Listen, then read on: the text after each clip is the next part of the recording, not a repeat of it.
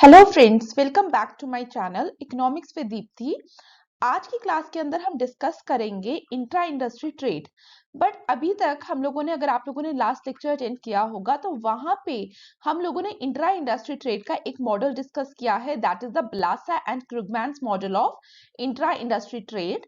जहां पे मैंने आप लोगों को क्या बताया था कि that is a model of monopolistic competition, जहां पे जो मॉडल डिस्कस किया जा रहा है बाय ब्लासा एंड क्रुगमैन, उन्होंने जो मार्केट स्ट्रक्चर लिया वो कौन सा था, दैट इज मोनोपोलिस्टिक। जहां पे हमने किसकी बात की थी, we talk about product differentiation. But यहाँ पे हम उसके साथ ये भी देखेंगे कि प्रीवियस ईयर्स में यूपीएससी ने क्या क्या क्वेश्चंस पूछे हैं related to intra industry trade. तो सबसे पहले हम वो देखते हैं। देखिए, तो पहला क्वेश्चन 2016 के अंदर पूछा गया, differentiate between inter industry and intra industry trade, can standard Heckscher Ohlin model explain intra industry trade, discuss. And second is explain Brander Krugman model of intra industry trade in an oligopolistic market.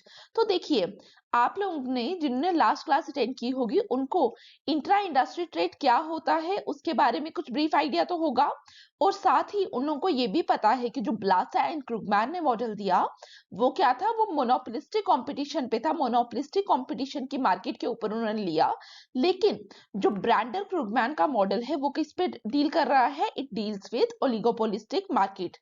तो हम यहाँ पे क्या करेंगे, आज की class के अंदर 2016 का क्वेश्चन डिस्कस करेंगे, और यहीं पे आप लोगों को फिर inter industry trade, intra industry trade भी समझ आ जाएगा। और इसके साथ आप लोगों ने हेक्सचर-ऑलिन मॉडल तो पढ़ा हुआ है।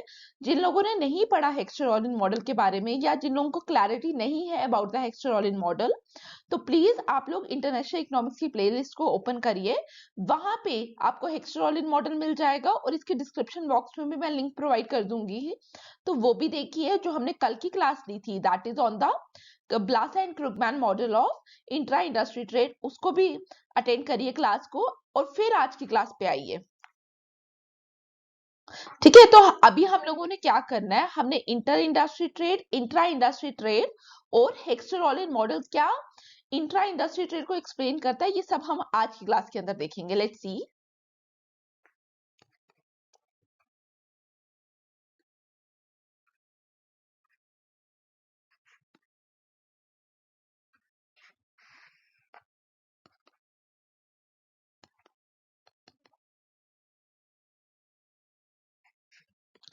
हमने जब लास्ट क्लास अटेंड ली थी, तो लास्ट क्लास को पढ़ाते समय मैंने आप लोगों को एक चीज बताई थी इंट्रा इंडस्ट्री ट्रेड के बारे में, कि यहाँ पे अगर हम जैसे यहाँ पे ट्रेड की बात कर रहे हैं और इंटरनेशनल इकोनॉमिक्स में कंट्रीज के बीच में ट्रेड हो रहा है, तो मैंने आप लोगों को वहां क्या बताया था कि यहाँ पे अगर यूके एंड स्वीडन वाली आपको एग्जांपल याद होगी, तो यूके और स्वीडन क्या कर रहे हैं, आपस में import as well as export कर रहे हैं, किसका, कार का।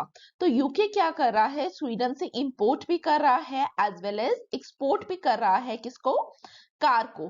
ठीक है, तो यहाँ पे आप लोगों को वहां उसके अकॉर्डिंग क्या समझ आया, जब हम इंट्रा इंडस्ट्री ट्रेड की बात करते हैं तो इंट्रा इंडस्ट्री ट्रेड में क्या होता है, import as well as export same commodity का होता है। मतलब जो जो कॉमोडिटी की हम बात कर रहे हैं दैट इज सिमिलर कॉमोडिटी। ठीक है, क्लोज सब्स्टिट्यूट्स होते हैं वो कहीं ना कहीं। ठीक है, similar and identical identical commodities पे बात की जाती है, जहां पे हमने किस पे बात की थी, इंट्रा इंडस्ट्री ट्रेड पे। तो आप लोगों के दिमाग में जब भी इंट्रा इंडस्ट्री ट्रेड आए तो दिमाग में क्या आना चाहिए एकदम से, कि हम यहाँ पे किसकी बात कर रहे हैं, हम यहाँ पे सिमिलर एंड आइडेंटिकल गुड्स की बात करेंगे।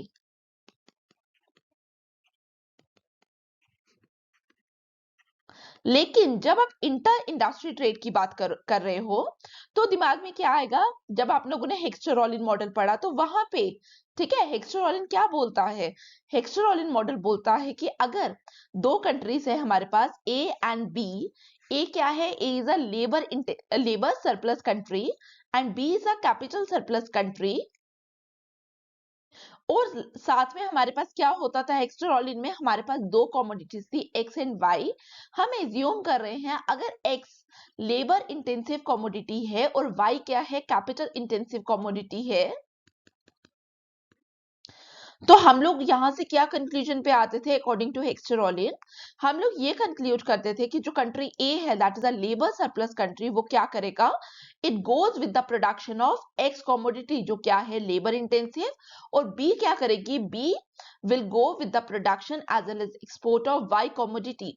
तो कहने का मतलब है यहाँ पे जब ए एक्स को प्रोड्यूस करेगी और हेक्सोलिन क्या कहता है? प्रोड्यूस साथ में प्रोडक्शन के साथ साथ क्या करेगी? Production as well as export करेगी किसको? एक्स कमोडिटी को, कंट्री ए। और बी क्या करेगी? बी प्रोड्यूस करेगी और एक्सपोर्ट करेगी किसको? वाई कमोडिटी को। तो हम लोगों को क्या पता चला कि ए क्या करेगी? ए एक्सपोर्ट करेगी किसको? एक्स को। बट ए का जो इंपोर्ट है वो एक्स नहीं होगा, ए इंपोर्ट करेगी किसको? वाई कमोडिटी को फ्रॉम कंट्री बी। तो यहाँ पे एक्सपोर्ट एंड इंपोर्ट की जब बात की जाती है तो यहाँ पे हम इंटर इंडस्ट्री ट्रेड पे क्या बोलते हैं कि हमारी जो कमोडिटी है दैट इज डिफरेंट कमोडिटी, वो सेम कमोडिटी नहीं है। बट इंट्रा इंडस्ट्री ट्रेड में हम लोगों को क्या पता होना चाहिए कि जब हम इंट्रा इंडस्ट्री ट्रेड की बात करेंगे, जिस कमोडिटी पे हम डील कर रहे हैं दैट इज सेम कमोडिटी। जैसे हम लोगों ने क्या बोला था? मैंने आप लोगों को इंट्रा इंडस्ट्री ट्रेड में कार की एग्जांपल दी, ठीक है? वेराइटी आती है कार पे बट ओवरऑल जो प्रोडक्ट है that is same car. But जब हम इंटर इंडस्ट्री ट्रेड की बात कर रहे हैं, फॉर एग्जांपल कंट्री ए क्या प्रोड्यूस कर रही है? एक्स कमोडिटी, ठीक है, क्लॉथ प्रोड्यूस कर रही है, और कंट्री बी क्या कर रही है? स्टील प्रोड्यूस कर रही है। तो आप लोग देखिए ए ने क्या किया? एक्सपोर्ट किया एक्स दैट इज क्लॉथ, और इंपोर्ट किया क्या? स्टील। तो मतलब इसका एक्सपोर्ट एंड इंपोर्ट क्या है? एंटायरली डिफरेंट कमोडिटीज है। तो इंटर इंडस्ट्री ट्रेड में डिफरेंट कमोडिटीज आएंगी बट इंट्रा इंडस्ट्री ट्रेड में क्या आता है? Same commodities. क्लियर? अब देखिए डेफिनेशन पढ़िए इंटर इंडस्ट्री ट्रेड की। Trade between countries where export and imports consist of different types of goods. तो यहाँ पे आप लोगों को पहले ही दिमाग में रखना है कि जब भी हम इंटर इंडस्ट्री ट्रेड की बात करेंगे, हमारे जो गुड्स है that are of different types. Such trade is based on differences in factor endowment, ठीक है? जैसे एक कंट्री क्या है? लेबर सरप्लस है, और दूसरी कंट्री हम क्या कह रहे हैं at the same time? The another country is capital surplus. तो दोनों कंट्रीज में फैक्टर एंडाउमेंट में डिफरेंसेस है, यही बोल रहा है वो। Countries tend to export goods where they have relatively large amounts of the factors used in producing them and to import good which they cannot produce themselves। जैसे हम लोगों ने अभी थोड़ी देर पहले भी हेक्चरॉलिन मैंने आप लोगों को समझाया, उसमें भी मैंने आप लोगों को यही बोला कि जो लेबर सरप्लस कंट्री है वो क्या करेगी? वो एक्सपोर्ट करेगी लेबर इंटेंसिव प्रोडक्ट को, ठीक है? तो यहाँ पे उन्होंने यही बोला countries tend to export goods where they have relatively large amount of the factors intensively used in producing them, जैसे labor surplus labor intensive, capital surplus capital intensive, and to import goods which they cannot produce themselves or which they can produce at great cost due to scarcity of the factors intensively used in producing them। clear? तो inter industry trade आप लोगों से कभी भी exam में पूछा जाए तो दिमाग में क्या रखेंगे आप लोग कि यहाँ पे जो ट्रेड हो रहा है वो किसका हो रहा है? डिफरेंट टाइप्स ऑफ गुड्स का हो रहा है। जैसे क्लॉथ एंड स्टील की एग्जांपल आप लोग दे सकते हैं जो हमने काफी टाइम डिस्कस भी किया है, या दो अलग अलग कमोडिटीज की एग्जांपल आप दे सकते हैं। क्लियर? अब देखिए intra industry trade, trade where goods of the same classification are both imported and exported. जैसे हमने लास्ट क्लास में भी देखा कि स्वीडन और यूके के बीच में ट्रेड हो रहा है और यूके एक्सपोर्ट भी कर रहा है एंड इंपोर्ट भी कर रहा है किसका? कार का। तो यहाँ पे जो कार है वो क्या है? सेम क्लासिफिकेशन का गुड है। क्लियर? तो intra industry trade is a consequence of, ये चीज प्लीज ध्यान से देखना, it is a consequence of imperfect competition.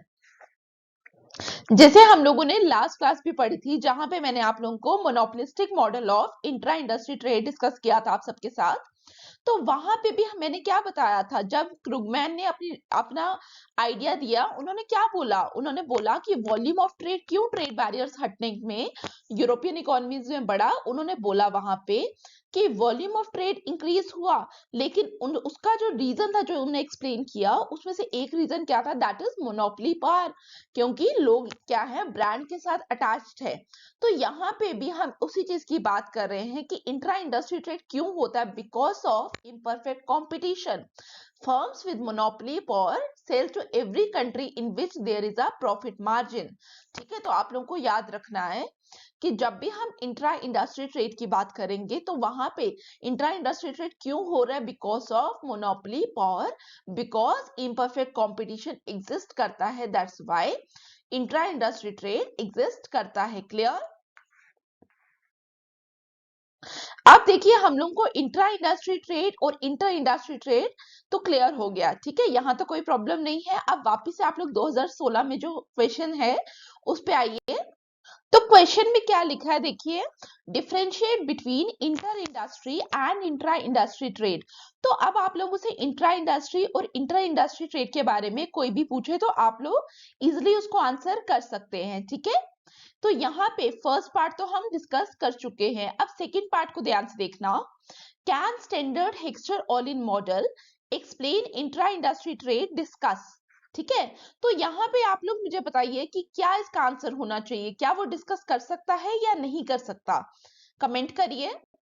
वापिस से एक बार हेक्सचर ऑल इन मॉडल के बारे में सोचिए। देखिए जब हम हेक्सचर ऑल इन मॉडल की बात करते हैं, क्योंकि हम लोग को एक्सप्लेन क्या करना है कि क्या हेक्सचर ऑल इन मॉडल एक्सप्लेन कर सकता है इंट्रा इंडस्ट्री ट्रेड या नहीं कर सकता। ठीक है, तो यहाँ पे हम लोग हेक्सचर ऑल इन मॉडल और इंट्रा इंडस्ट्री ट्रेड की दोनों की बात करेंगे और फिर देखते हैं कि क्या it is possible for the Heckscher Ohlin model to discuss the intra industry trade. क्योंकि हमें ये तो पता चल गया कि Heckscher Ohlin model inter industry trade discuss करता है। देखिए इंट्रा इंडस्ट्री ट्रेड से अभी तक आपको क्या समझ आया कि यहाँ पे हम क्या बात कर रहे हैं कि सेम क्लासिफिकेशन ऑफ गुड्स का ट्रेड होता है। ठीक है, same classification of goods are traded under intra industry trade. लेकिन अब हम बात करेंगे हेक्सचर ऑल इन की। हेक्सचर ऑल इन क्या बोल रहा है कि हमारे पास दो कंट्रीज है, country A and country B. Country A that is a labour surplus country and country B is a capital surplus country. और हमारे पास दो कंट्रीज के साथ साथ क्या है, दो commodities X and Y are two commodities। X हमारे पास क्या है, X is a labor intensive commodity and Y is what, Y is a capital intensive commodity। Labour intensive का क्या मतलब हुआ, यहाँ पे एज कंपेयर टू कैपिटल हम लोग ज्यादा क्या यूज कर रहे हैं, लेबर यूज कर रहे हैं। और कैपिटल इंटेंसिव का क्या मतलब हुआ, Y is a capital intensive commodity, it means as compare to labour हम यहाँ पे ज्यादा क्या यूज कर रहे हैं, हम यहाँ पे ज्यादा यूज कर रहे हैं कैपिटल। क्लियर? तो आप लोगों को लेबर इंटेंसिव और कैपिटल इंटेंसिव समझ आया। तो हम लोग क्या बोलेंगे कि X लेबर इंटेंसिव है, तो A क्या करेगा, जो लेबर सरप्लस कंट्री है वो क्या करेगी, it goes with the production as well as export of commodity X। तो A ने क्या किया, produce as well as export commodity X। Likewise हम अगर कंट्री B की बात करें तो according to Heckscher Ohlin model, तो कंट्री B क्या करेगा, कंट्री B यहाँ पे जाएगा with the production as well as export of commodity Y। तो कहने का मतलब ये है कि हेक्सचर ऑल इन हमें क्या बोल रहा है कि कंट्रीज एक्सपोर्ट करेंगी वो प्रोडक्ट जो उनके लिए क्या होगा, सस्ता होगा बनाने के लिए। और ये सस्ता होगा या नहीं होगा वो कैसे वो डिसाइड कर रही है, बेस्ड ऑन देयर फैक्टर इंटेंसिविटी। तो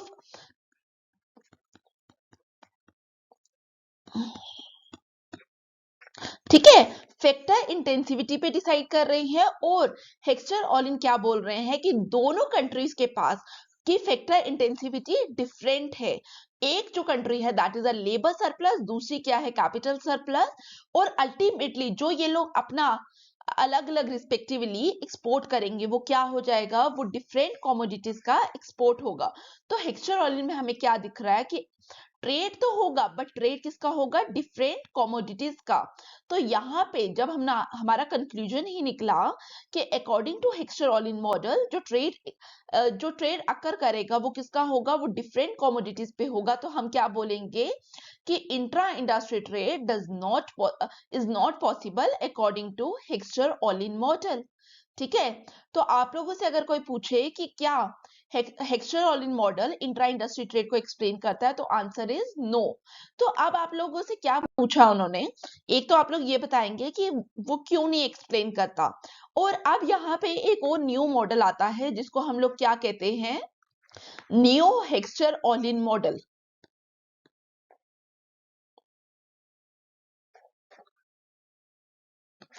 यहाँ पे जो नियो हेक्स्चर-ओलिन मॉडल है वो हमें एक्सप्लेनेशन देता है इंट्रा इंडस्ट्री ट्रेड की। इन्होंने भी क्या किया, हेक्स्चर-ओलिन मॉडल को ही थोड़ा सा इंप्रूव किया और अपनी एक्सप्लेनेशन दी इंट्रा इंडस्ट्री ट्रेड की। तो यहाँ पे ध्यान से देखिए, 1981 में एक इकोनॉमिस्ट हुए हैं जिनका नाम याद रखना, आर ए फेल्वे।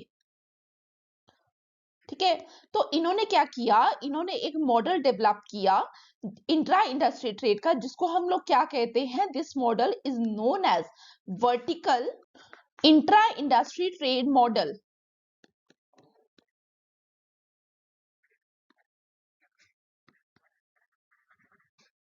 यहाँ पे उन्होंने क्या बोला, यहाँ पे जैसे अगर आप लोगों ने लास्ट क्लास पढ़ी होगी, तो क्रुगमैन ने क्या किया था, क्रुगमैन ने हॉरिजॉन्टल डिफरेंशिएशन किया था प्रोडक्ट्स का। उन्होंने ये नहीं बोला था कि क्वालिटी में डिफरेंसेस है, उन्होंने क्या बोला, क्रुगमैन ने बोला था, जो हम लोगों ने मोनोपोलिस्टिक वाला किया है, वहां पे क्रुगमैन क्या बोलते थे, क्रुगमैन बोलते थे कि यहाँ पे जो प्रोडक्ट्स है उनकी वेराइटी में फर्क है, वेराइटी ऑफ प्रोडक्ट्स में फर्क है। जैसे लक्स, पियर्स, मैंने आप लोगों को वहां पे वो एग्जाम्पल बताई थी। ठीक है, तो यहाँ पे जो आप हमारे आर ए फेल्वे हैं, इन्होंने ये नहीं बोला कि वेराइटी ऑफ प्रोडक्ट्स में फर्क है, इन्होंने बोला क्वालिटी ऑफ प्रोडक्ट्स में फर्क है। उन्होंने बोला क्वालिटी ऑफ प्रोडक्ट्स में क्या है, एक डिस्टिंक्शन है, कुछ क्वालिटी क्या है, सुपीरियर है, कुछ प्रोडक्ट्स क्या है, इंफीरियर क्वालिटी के हैं। ठीक है, तो क्रुगमैन की क्लासिफिकेशन को हम लोग क्या कहते हैं इकोनॉमिक्स में, it is known as horizontal intra industry trade model, और जो आर ए फेल्वे का मॉडल था उसको हम क्या कहते हैं, वर्टिकल डिफरेंशिएशन ऑफ प्रोडक्ट्स। ठीक है, तो क्रुगमैन का याद रखना, horizontal differentiation of product, and R F L way vertical differentiation of product. Krugman ने क्या कहा, क्रुगमैन ने हमेशा बोला वेराइटी ऑफ प्रोडक्ट जो है वहां पे डिफरेंसेस है, जैसे लक्स है, पियर्स है मार्केट के अंदर, लेकिन आर एफ एल वे ने क्या बोला, there is differences in the quality of product. तो आर एफ एल वे क्या बोल रहे हैं कि मार्केट के अंदर जब हम क्वालिटी ऑफ प्रोडक्ट की बात करेंगे, तो यहाँ पे हमारे पास क्या है, हमारे पास इंफीरियर क्वालिटी का प्रोडक्ट भी मिलेगा मार्केट में, और क्या मिलेगा, सुपीरियर क्वालिटी का प्रोडक्ट भी मार्केट के अंदर आपको मिलेगा। तो आर एफ एल वे ने कहा कि कुछ कंट्रीज क्या करती हैं, कुछ कंट्री अगर हम एज्यूम करें कि जो इंफीरियर क्वालिटी का प्रोडक्ट है उसमें ज्यादा क्या लगता है, वो ज्यादा लेबर लगता है। जैसे अगर मैं छोटी सी एग्जांपल आप लोगों के साथ डिस्कस करूं, हम लोग कारपेट की बात करते हैं, कारपेट मशीन मेड भी हो सकता है, कारपेट में क्या लग सकता है, कारपेट में लेबर भी ज्यादा यूज हो सकती है। ठीक है, जैसे अगर आप कश्मीर इंडस्ट्री देखेंगे, कश्मीर में जो कारपेट्स बनते हैं, जो वहां के लोकल इंडिजीनियस बनते हैं, जो वहां का है, तो वहां पे क्या बनते हैं, वो हैंडमेड है। ठीक है, और माना जाता है they are of superior quality. तो अगर वहां की बात करें, वो जो कारपेट है वो क्या है, दैट इज लेबर इंटेंसिव। लेकिन अगर हम उसी कारपेट की बात करें जो कारपेट मशीन पे बन रहा है, वो क्या होगा, दैट इज कैपिटल इंटेंसिव। तो यहाँ पे क्या हुआ, डिपेंड किया कि कहाँ पे चीज बन रही है और उस पे क्या ज्यादा यूज हो रहा है। लेकिन वही कारपेट अगर कश्मीर से आके कहीं बाहर बन रहा है, दिल्ली में बन रहा है, दिल्ली में वो कारपेट जो है दैट इज कैपिटल इंटेंसिव, वो मशीन्स पे बनेगा। ठीक है, और हमने क्या किया, हमने बेस्ड ऑन सर्टेन फैक्टर्स हमने बोला कि जो कारपेट लेबर बना रही है दैट इज मोर सुपीरियर। ठीक है, तो हमने क्या किया, हमने कारपेट को दो कैटेगरीज में डिवाइड किया। Number 1 is the inferior quality and number 2 is the superior quality. और हमारे केस में जो हमने कारपेट की एग्जांपल ली, कोई और एग्जांपल होगी, फॉर एग्जांपल किसी कार की एग्जांपल है, या कोई वॉशिंग मशीन है जो इंडिया के अंदर बन रही है, that is not more capital intensive, लेकिन वही मशीन आपको यूरोप से मंगवानी पड़ रही है, तो वहां पे बेटर टेक्नोलॉजी यूज हो रही है, मोर कैपिटल यूज हो रही है। तो हम based on the product distinguish करते हैं कि इंफीरियर प्रोडक्ट कौन सा होगा और सुपीरियर प्रोडक्ट कौन सा होगा। क्लियर? तो मैंने अपनी एग्जांपल में बोला कि जो कारपेट कश्मीर के अंदर बन रहा है by using labour, that is labour intensive carpet, और वो क्या है, वो कारपेट सुपीरियर क्वालिटी का है। और जो कारपेट दिल्ली में बन रहा है दैट इज कैपिटल इंटेंसिव, और वो क्या है, इंफीरियर है। क्लियर? अब देखिए, ये तो मैंने कंट्री की बात की, विद इन द कंट्री जो हो रहा है, लेकिन यहाँ पे जब हम दो कंट्रीज की बात कर रहे हैं, हम इसी बेसिस पे क्या बोल रहे हैं कि एक जो क्वालिटी ऑफ प्रोडक्ट है that is superior and one quality of product क्या है, इंफीरियर। तो हम लोगों ने क्या बोला, ठीक है, ये तो एक एग्जाम्पल थी। तो आप लोगों को क्या याद रखना है, RFLV के मॉडल के ऊपर जब हम कैटेगराइज कर रहे हैं प्रोडक्ट्स को, हम बोल रहे हैं कि एक जो प्रोडक्ट है एक कंट्री के अंदर प्रोड्यूस हो रहा है that is of superior quality and one product is of inferior quality. Clear? Please read the assumptions carefully, क्योंकि यहीं से आपको ये भी पता चलेगा कि इस मॉडल को हम नियो हेक्स्टर ऑलिन मॉडल भी कहते हैं। ठीक है, तो this model is also known as neo Heckscher Ohlin model. और इसीलिए एजम्पशन से आप लोग ध्यान से समझना कि क्यों हम इस मॉडल को नियो हेक्स्टर ऑलिन मॉडल कहते हैं। ठीक है, first assumption, two countries two factors of production. ठीक है, जैसे हेक्स्टर ऑलिन ने भी यही एजम्पशन ली थी कि हमारे पास दो कंट्रीज है, दो फैक्टर्स ऑफ प्रोडक्शन है। फिर second, countries have different factor endowment.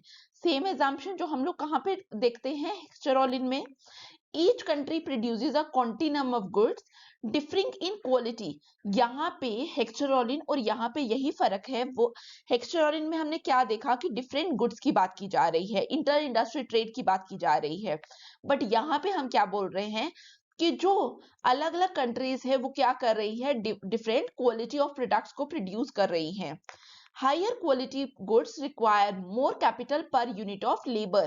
तो मतलब यहाँ पे क्या बोल रहे हैं कि अकॉर्डिंग टू RFLV मॉडल, हम लोग ये एज्यूम कर रहे हैं कि जो हायर सुपीरियर प्रोडक्ट है दैट इज कैपिटल इंटेंसिव। ठीक है, के इंटेंसिव, इसका मतलब उन्होंने जब अपने गुड्स को कैटेगराइज किया कि एक गुड उनका सुपीरियर क्वालिटी का है, एक गुड उनका इंफीरियर क्वालिटी का है, तो यहाँ पे RFLV ने क्या एज्यूम किया कि उनका जो हायर क्वालिटी का गुड है, ठीक है, वो क्या है, दैट इज कैपिटल इंटेंसिव। तो हेक्स्टर ऑलिन पे भी हम यही तो बोलते हैं कि one good is capital intensive and another good is labour intensive.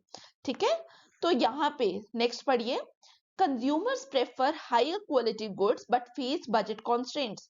जैसे हम लोग इंडिफरेंस कर्व पढ़ते हैं, तो वहां पे हम लोग क्या एज्यूम करते हैं कि कंज्यूमर क्या है, हमारा consumer is a rational consumer.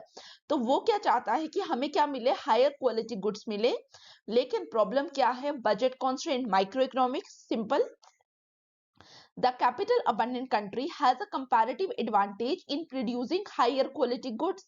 ठीक है, अगर आप हायर क्वालिटी को 2 मिनट के लिए हटा दें, तो यहाँ पे वो बोल क्या रहा है, the capital abundant country has a comparative advantage in producing higher quality, क्या है, in producing capital intensive good. ये हम हेक्स्टरॉलिन में भी पढ़ते हैं। तो कहने का मतलब है यहाँ पे जो एजम्पशन है वो कहीं ना कहीं हेक्स्टरॉलिन की ही है। While the labor abundant country has a comparative advantage in lower quality good that is labor intensive। यहां तक क्लियर हुआ? Each country produces a range of goods with quality level ranging from low to high। मतलब दोनों countries में दोनों types of goods produce हो रहे हैं, लेकिन जो लेबर सरप्लस होगी वो क्या करेगी, वो इंफीरियर क्वालिटी प्रोडक्ट्स को ज्यादा प्रोड्यूस करेगी, और जो हमारी कैपिटल सरप्लस होगी वो ज्यादा कौन सी गुड्स को प्रोड्यूस करेगी, कैपिटल इंटेंसिव को।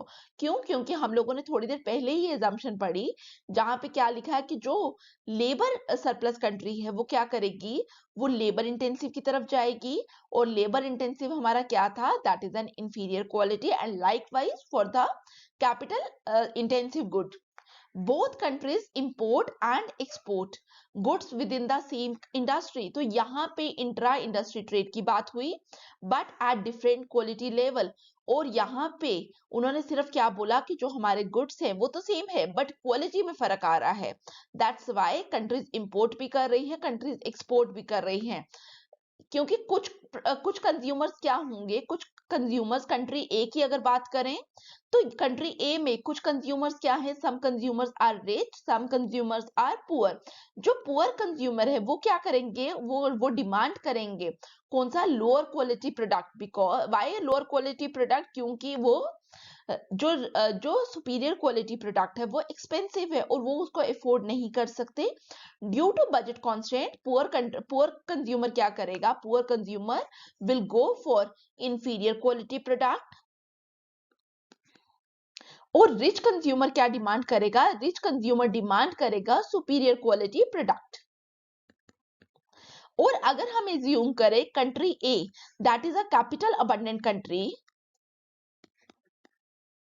अगर हमारी कंट्री ए कैपिटल अबंडेंट है तो वो क्या करेगी, वो ज्यादा से ज्यादा प्रोडक्शन किसकी हो रही है, उसके अंदर ज्यादा से ज्यादा प्रोडक्शन हो रही है सुपीरियर क्वालिटी प्रोडक्ट की, जो क्या है, जो in it self is a capital intensive product. तो वो क्या करेगा, वो एक्सपोर्ट करेगा सुपीरियर क्वालिटी प्रोडक्ट को। बट कंट्री के अंदर क्या है, कंट्री के अंदर इन इट सेल्फ क्या है, पुअर पीपल भी है, तो उसको क्या चाहिए, पुअर क्वालिटी जो इंफीरियर क्वालिटी प्रोडक्ट है वो कंट्री ए क्या करेगी, उसका इंपोर्ट भी करेगी।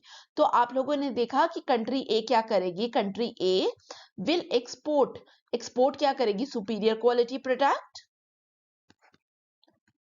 और इंपोर्ट क्या करेगी, इंफीरियर क्वालिटी के प्रोडक्ट को।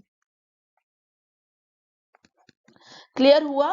तो आप लोगों को अभी तक ये भी समझ आ जाना चाहिए कि it is a modification of Heckscher Ohlin model, that's why it is also known as neo Heckscher Ohlin model. Clear? अब मैं आपको छोटा सा ब्रीफ आइडिया इस मॉडल का समझाऊंगी डायग्राम के थ्रू, तो प्लीज ध्यान से समझना। ये जो डायग्राम है जो अभी हम यूज करेंगे, it is similar to Heckscher Ohlin model. ये जो डायग्राम आपको सेल्वेटोर में हेक्स्टेरोलिन मॉडल जहां पे एक्सप्लेन किया हुआ है सेल्वेटोर में, तो वहां पे आप लोग प्लीज इस डायग्राम को देख सकते हैं।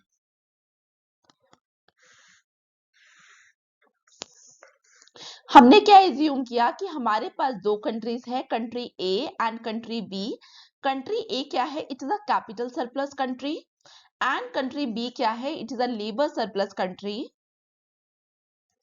और हमारे पास दो कमोडिटीज है एक्स एंड वाई। एक्स हमारे पास क्या है, X is a capital intensive commodity and Y is a labour intensive commodity. ठीक है, तो यहां पे हम लोग क्या बोल रहे हैं कि जो x है, अकॉर्डिंग टू आरएफएलवे मॉडल, x हमारे पास क्या है, x is a superior quality product, क्योंकि एजम्पशन पे ही हमने लिखा था कि हमारा जो कैपिटल इंटेंसिव गुड है that is of superior quality and labour intensive product is of inferior quality. तो हमने बोला कि जो हमारा x गुड है that is of superior quality and y good हमारा क्या है, it is of inferior quality.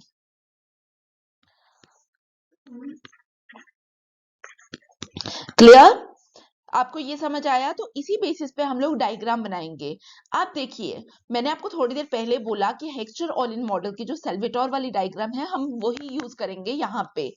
तो देखिए, जब हमने सेल्वेटोर से हेक्स्टेरोलिन डायग्राम हम पढ़ते हैं तो वहां पे क्या है, वहां पे good X and good Y. Good X वहां पे क्या बोला, good X is a capital intensive good and good Y is a labour intensive good. तो वहां पे भी देखिए हम क्या करते हैं, एक्स एक्सिस पे अगर हमने सपोज गुड वाई ले लिया, वाई एक्सिस पे हमारा गुड एक्स है, दो गुड्स हैं। तो अगर हम लोग बोल रहे हैं कि यहाँ पे अकॉर्डिंग टू आरएफएलवे मॉडल बी हम लोग क्या लिख रहे हैं कि गुड एक्स है और गुड वाई है।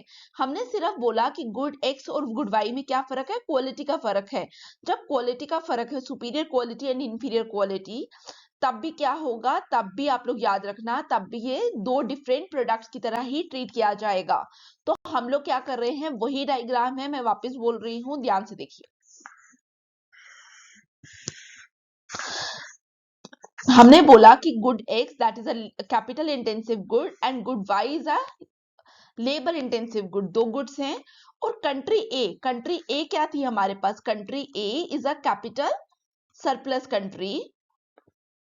तो कंट्री ए की प्रोडक्शन पॉसिबिलिटी कर्व बनाएंगे एंड कंट्री बी की प्रोडक्शन पॉसिबिलिटी कर्व ड्रॉ करेंगे। हमने बोला कंट्री ए जो कैपिटल सरप्लस गुड है, सॉरी सरप्लस कंट्री है, that goes with the production as well as export of commodity X. Why commodity X? Because commodity X जो क्या है, it is a superior quality product. और superior quality product तो है, but कैसा है, it is a capital intensive good. तो यहाँ पे जो कंट्री ए है वो ज्यादा प्रोड्यूस क्या करेगी, गुड एक्स। गुड वाई भी प्रोड्यूस करेगी, बट गुड वाई क्या करेगी, कम क्वांटिटी में प्रोड्यूस करेगी। तो लेट्स से कि टर्की में, मतलब क्लोज्ड इकोनॉमी में, जब तक उसने स्पेशलाइज नहीं किया कंट्री ए ने, तब वो कहां प्रोड्यूस कर रही है, एट दिस पॉइंट। इस पॉइंट को मार्क कर दीजिए ए। और इसी तरीके से कंट्री बी है जो क्या कर रही है, country B that is a labour surplus country, वो क्या करेगी, it goes with the production and export of commodity Y. तो अब हम उसका भी एक प्रोडक्शन पॉसिबिलिटी फ्रंटियर ड्रॉ करेंगे। और हम क्या बोल रहे हैं कि वो क्या कर रही है, वो किसी पॉइंट पे प्रोड्यूस कर रही है at some point A dash, ठीक है। लेकिन ए और ए डैश कौन से पॉइंट्स है, ए एंड ए डैश हमारे पॉइंट्स है, टॉर्की पॉइंट्स, मतलब क्लोज्ड इकोनॉमी के पॉइंट्स हैं। यहां तक क्लियर हुआ? अब हमने क्या बोला कि आरएफ एल्वे ने क्या बोला कि जो कंट्री ए है that is a capital surplus country, वो क्या करेगी, it goes into the specialisation of commodity X. मतलब अब जब वो ट्रेड ओपन अप करेगी तब वो क्या करेगी, वो ज्यादा प्रोडक्शन करेगी कमोडिटी एक्स की as compare to turkey situation. तो इसका मतलब हम यहां से कहीं कहां आ जाएंगे, इस पॉइंट पे, ठीक है। इस पॉइंट को आप मार्क कर दीजिए बी, ठीक है। और जो कंट्री बी है वो क्या करेगी, country B which is a labour surplus country, वो ज्यादा प्रोडक्शन किसकी करना स्टार्ट हो जाएगी, वो ज्यादा प्रोडक्शन करना स्टार्ट हो जाएगी वाई कमोडिटी की। इसका मतलब हम इस पॉइंट से कहीं इस साइड मूव करेंगे, ठीक है। आप यहां से यहां मूव किए और यहां से यहां मूव किए, ठीक है। अब जब उन्होंने स्पेशलाइजेशन किया तो कंट्री ए जो कैपिटल सरप्लस कंट्री थी वो क्या करेगी, वो एक्सपोर्ट स्टार्ट करेगी किस कमोडिटी का, एक्स कमोडिटी का एक्सपोर्ट करेगी। कंट्री ए एक्सपोर्ट करेगी एक्स कमोडिटी का एंड इंपोर्ट करेगी वाई कमोडिटी का। जब हमने बोला कि कंट्री ए एक्सपोर्ट करेगी एक्स कमोडिटी का, इसका मतलब अगर हमने कितना प्रोड्यूस किया, हमने this much of commodity x produce किया, ओ एक्स वन। आप क्या करेगी, जब एक्सपोर्ट करेगी कुछ कमोडिटी तो डोमेस्टिकली कंज्यूम करने के लिए इससे कम रहेगी उसके पास।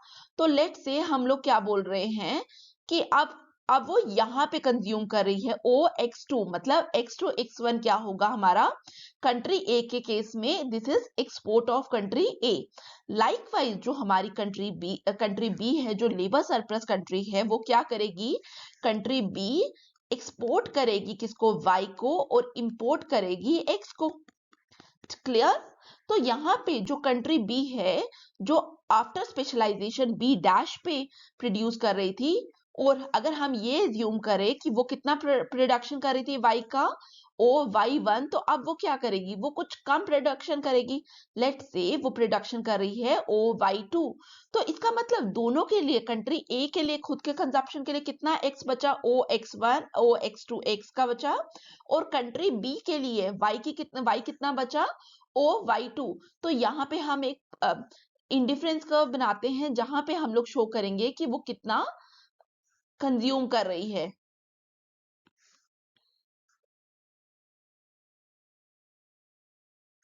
हमने बोला कि अब वो क्या कर रही है, वो O Y two, country B जो लेबर सरप्लस कंट्री है वो कितना कंज्यूम कर रही है, ओ वाई टू कंज्यूम कर रही है किसका, किसका, कमोडिटी बी, कमोडिटी y का, और कंट्री x के पास कितना बच गया OX2। तो कहने का मतलब क्या है, यहाँ पे इंपोर्ट एंड एक्सपोर्ट हुआ between country A and country B, किसका, x and y quality of goods का। तो यहाँ पे जो RFLवे है उन्होंने क्या किया, उन्होंने डिफरेंसेस क्रिएट किए। उन्होंने बोला अगर क्वालिटी ऑफ प्रोडक्ट पे डिफरेंसेस हैं तो अल्टीमेटली क्या होगा, तब भी ट्रेड होगा। लेकिन प्रोडक्ट तो सेम है। अगर हमारे केस में अगर हम कार की बात करें, एक्सपोर्ट क्वालिटी कार है और एक क्या है, एक नॉर्मल कार है, तो प्रोडक्ट तो सेम क्लासिफिकेशन है। अगर आप पूछोगे ट्रेड किसका हो रहा है, ट्रेड तो कार का हो रहा है, बट फर्क क्या है, फर्क क्वालिटी ऑफ प्रोडक्ट्स पे है। ठीक है, एक सुपीरियर क्वालिटी का प्रोडक्ट है, एक इंफीरियर क्वालिटी का प्रोडक्ट है। क्लियर?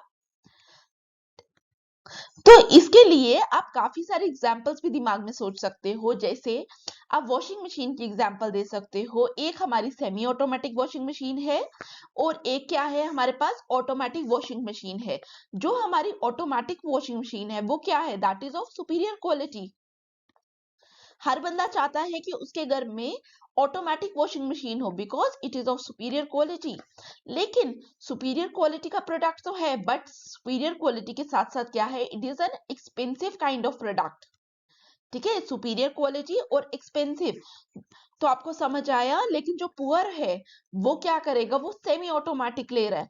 सेमी ऑटोमेटिक वो क्यों ले रहा है, बिकॉज ऑफ बजट कॉन्स्ट्रेंट। तो आप इस तरीके से एग्जाम्पल्स को मेंशन कर सकते हो। और जब मैंने आपको ऑटोमेटिक वॉशिंग मशीन की बात की, मैंने बोला it is a superior quality product, तो यहाँ पे it is a capital intensive product also. ज्यादा कैपिटल लग रही है as compare to semi automatic machine. तो यहाँ पे आप लोगों को पता चला कि यहाँ पे काफी सारे एग्जांपल्स फिट होती है RFLवे में, जहां पे product under the same classification आएगा, बट फर्क क्या आएगा, फर्क ये आएगा कि डिफरेंट क्वालिटी ऑफ प्रोडक्ट्स की हम बात कर रहे हैं। क्लियर? तो ये हमारा जो आज का टॉपिक है, हम यहीं पे वाइंड अप करते हैं। अगर आप लोग चाहते हैं कि आप लोगों को मॉडल आंसर मिले, तो प्लीज कमेंट बॉक्स में मेंशन करिए कि आपको मॉडल आंसर चाहिए इसका, और साथ ही आप लोग खुद से पहले ट्राई करिए मॉडल आंसर लिखने का और टेलीग्राम चैनल पे शेयर करिए। ठीक है, तो टेलीग्राम चैनल का लिंक भी मैं आप लोगों को कमेंट बॉक्स में प्रोवाइड कर दूंगी। Thank you for watching and please like share subscribe and comment. Thank you.